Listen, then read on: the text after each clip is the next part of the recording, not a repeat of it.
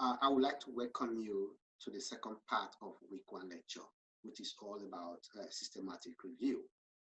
This process involves the following steps.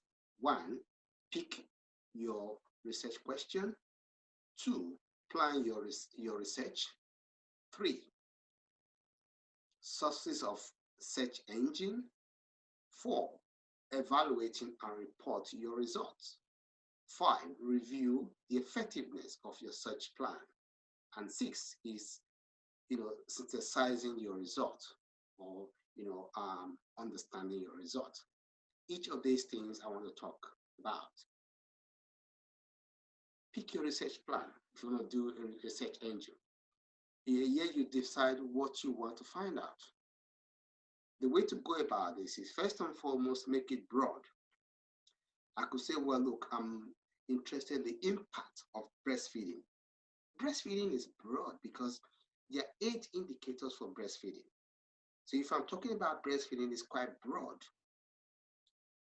Then I went back and said, well, look, and I want to plan my research. To plan your research, you need to do the following. You need to be systematic. You need to be retrospective. When you go back in time, you use citation, you have to target your research plan. When I say systematic, it's when we use all relevant literatures in planning your research. You can also be retrospective when you go back in time. You go back in time, and based on that, you can get a literature to plan your research. You can also use citation. You can go back and pick citations from papers or from journals or from books. You can also target your research. Rather than talking about the impact of breastfeeding, I might want to talk about exclusive breastfeeding.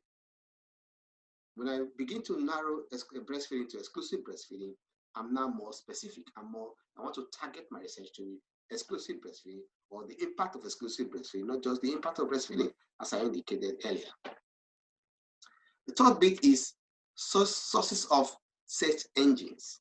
You can use the University of Western Sydney Library as the way to search for materials. You can use PubMed. You can use Embase. You can use Global Health.